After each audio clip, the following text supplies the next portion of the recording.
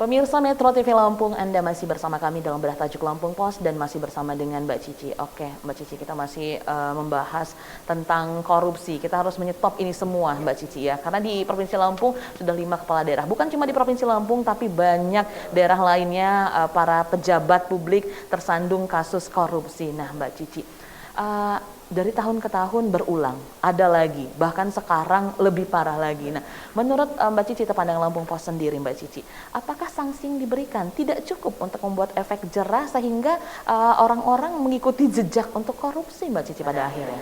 Ya, itulah persoalan ya. Persoalan yang dihadapi di negeri ini.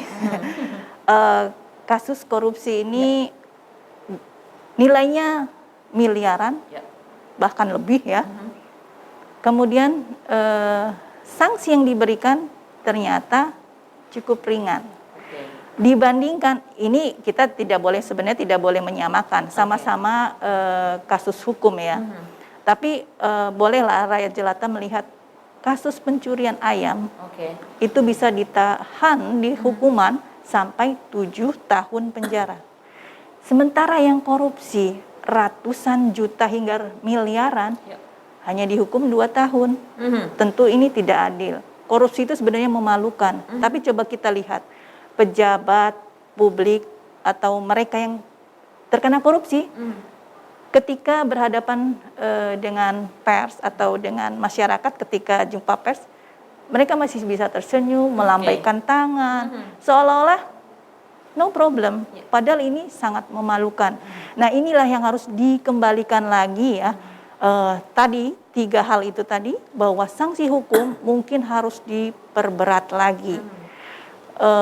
Pemiskinan juga menjadi celah, karena pemiskinan juga banyak celah ya. Para koruptor itu sekarang menyembunyikan harta korupsinya tidak atas nama pribadi, tapi atas nama saudaranya, atas nama rekannya, sehingga tidak terdeteksi ya. Nah, inilah yang juga yang perlu diperkuat oleh para penyidik ya.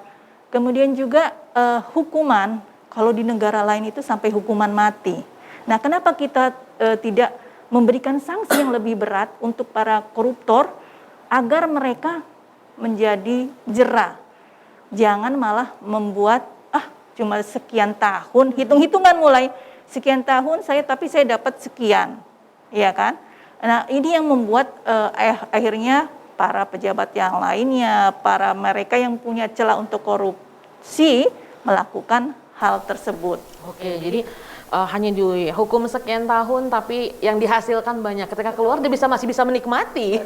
Makanya mungkin itu yang membuat banyak pada akhirnya mengikuti jejak korupsi. Itu sangat disayang sekali. Jadi itu sanksi sebenarnya emang harus dikoreksi kembali, Mbak Cici ya. Oke, Mbak Cici. Nah, dengan komitmen KPK misalnya banyak hal yang dilakukan. Sebenarnya selain KPK, pihak mana saja yang bisa bekerja sama untuk mengatasi atau mencegah korupsi ini, Mbak Cici? Ya, banyak hal ya. Selain KPK ada kejaksaan. Kejaksaan juga memang tugasnya melakukan pengusutan kasus, termasuk kasus korupsi. Selain kejaksaan, pengadilan juga. Pengadilan yang menentukan kira-kira ini hukumannya berapa nih. Dan tentu saja mungkin kalau kita mau ekstrim, kita mengubah undang-undang tentang pemberian sanksinya yang lebih berat gitu. Hukum maksimal itu bisa diterapkan. Kemudian juga ada lembaga pemantau ya, lembaga independen seperti semacam ICW atau yang lainnya, ada juga MAKI. Nah, ini juga mereka ikut melakukan pemantauan, dan kalaupun misalnya melihat ternyata korupsi itu ketahuan kemudian hukumannya ringan, itu mereka bisa memberikan semacam banding ya kan terhadap hal tersebut. Nah, ini mudah-mudahan ke depan kita sedikit demi sedikit juga memberikan pemahaman kepada masyarakat bahwa hukum memang menjadi hal yang tertinggi ya. Dan tentu saja ini juga dengan asas keadilan pasti. Ini dengan komitmen kerjasama beberapa pihak yang Mbak Cici sebutkan tadi, mudah-mudahan bisa mencegah korupsi yang terjadi terus-menerus dari tahun ke tahun. Nah, bagaimana tapi integritas para pejabat yang harusnya mereka mencegah agar tidak ada korupsi ini, integritas mereka itu seperti apa Mbak Cici? Jadi hal apa gitu yang dilakukan secara nyata? Ya, itu dari awal ya.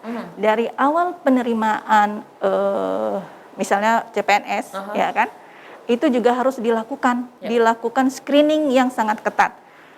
Kemudian juga diberikan penyuluhan ya, ini penting.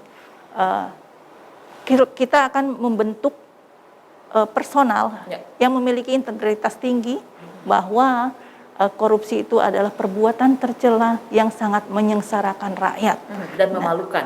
Tentu saja itu pasti memalukan. Nah, ini diminta untuk ditanamkan kepada setiap personal pejabat publik. Nah, ini harus berkomitmen seperti ini. Harus ada komitmen, harus ada hitam di atas putih. Jadi ada keterikatan. Ini yang mau tidak mau ya, kita harus lakukan itu, dan diharapkan ini bisa sedikit mengkikis lah ya. Korupsi bukannya makin menurun, tapi kok makin tinggi. Nah, kita mulai melangkah dari awal. Dari awal sudah ada screening, kemudian selama perjalanan karirnya itu juga ada tahapan-tahapan yang selalu ada pengawasan. Oke, itu berarti bisa dibilang sebagai solusi ya Mbak Cici ya, salah satunya. Nah, yang lainnya, bagaimana solusi yang bisa ditawarkan Mbak Cici agar bisa menyetop korupsi yang terjadi ini? Ini yang menghambat pembangunan, menyengsarakan rakyat, ini sangat penting sekali Mbak Cici. Itu tadi sanksi moral ya. Oke. Sanksi moral dan sanksi hukum atau sanksi pidana. Nah, diharapkan ini juga menjadi beban ya, diharapkan menjadi beban bagi para pelaku korupsi itu untuk kembali mengingat, aduh iya juga ya, kalau saya korupsi keluarga saya seperti apa.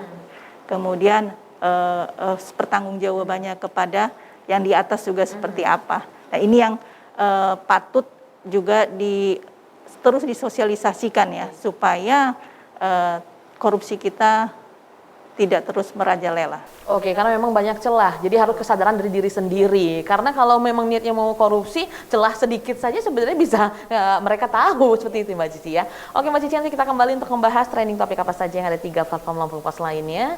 Pemirsa Metro TV Lampung, jangan kemana-mana, kami akan kembali sesaat lagi, tetaplah bersama kami.